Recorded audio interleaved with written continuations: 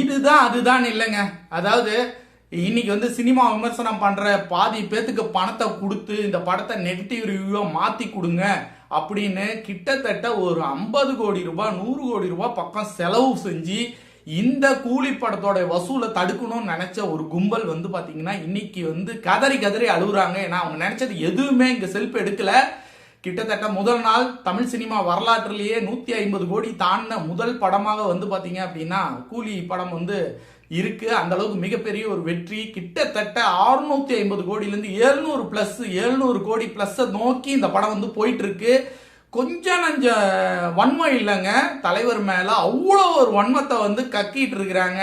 அண்ணாமலை தம்பி நான் ஆட வந்தேன்டா தலைவருக்கு அந்த மாதிரி தலைவரை புகழ்ந்து தள்ளிட்டு ஆஃப் ஸ்கிரீன்ல ஒரு மாதிரி கேரக்டரும் ஆன் ஸ்கிரீன்ல ஒரு மாதிரி தலைவரும் இருக்கிற சுயநலவாதி ஜோசப் விஜய் பாத்தீங்க அப்படின்னா பணத்தை கொடுத்து தலைவரோட படத்தை விமர்சனம் பண்ணி தடுத்தரலாம், தலைவரோடைய இமேஜை உடைக்கலாம் அப்படின்னு நினைச்சாங்க. ஆனா இந்த இமேஜ் எல்லாம் உடைக்கவே முடியல. தனஞ்சயனை ரூம் போட்டு அழுதுட்டு இருக்காரு. தனஞ்சயனுடைய நிலைமை அந்த மாதிரி இருக்கு. ஒவ்வொருத்தரும் ஏன்டா பேசணும், ஏன்டா இந்த ப்ராஜெக்ட் குள்ள நம்ம வந்தோம், நம்ம ஏன்டா இந்த விஷயத்த பண்ணோம் அப்படின்னு சொல்லி ரொம்ப கதறிட்டாங்க. அந்த அளவுக்கு பாத்தீங்கன்னா படம் கிட்டத்தட்ட 700+ கோடி நோக்கி போயிட்டு இருக்கு.